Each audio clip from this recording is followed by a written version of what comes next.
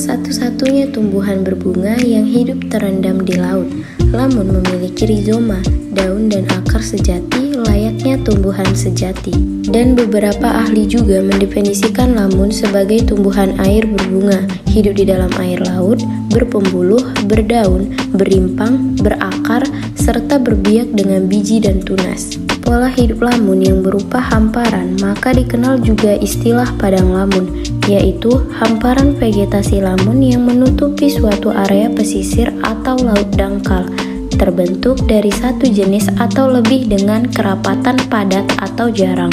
Adapun beberapa sifat lamun yang menjadikannya mampu bertahan hidup di laut, yaitu yang pertama, terdapat di perairan pantai yang landai di dataran lumpur atau pasir. Yang kedua, pada batas terendah daerah pasang surut dekat hutan bakau atau di dataran terumbu karang. Yang ketiga, mampu hidup sampai ke dalam 30 meter di perairan tenang. Yang keempat, sangat tergantung pada cahaya matahari yang masuk ke perairan.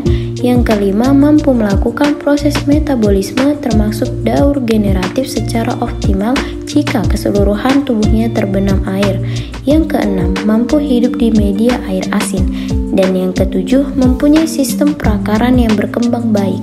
Untuk zonasi sebaran dan karakteristik habitat lamun, yang pertama, jenis lamun yang tumbuh daerah dangkal yang selalu terbuka saat air surut.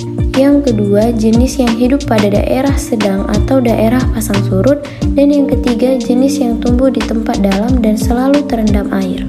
Adapun faktor-faktor lingkungan, yang pertama, kecerahan. Lamun membutuhkan intensitas cahaya yang tinggi untuk proses fotosintesis.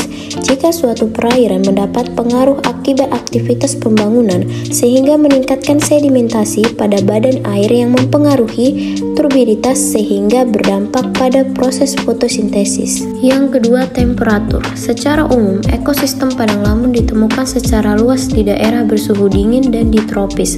Kondisi ini tidak selamanya benar jika kita hanya memfokuskan terhadap lamun di daerah tropis, karena kisaran lamun dapat tumbuh optimal hanya pada temperatur 28-300 Celcius. Yang ketiga, salinitas. Kisaran salinitas yang dapat ditolerir lamun adalah 10-40% dan nilai optimumnya adalah 35%. Yang keempat, substrat. Padang lamun hidup pada berbagai macam tipe sedimen, mulai dari lumpur sampai karang. Kebutuhan substrat yang utama bagi pengembangan padang lamun adalah kedalaman sedimen yang cukup.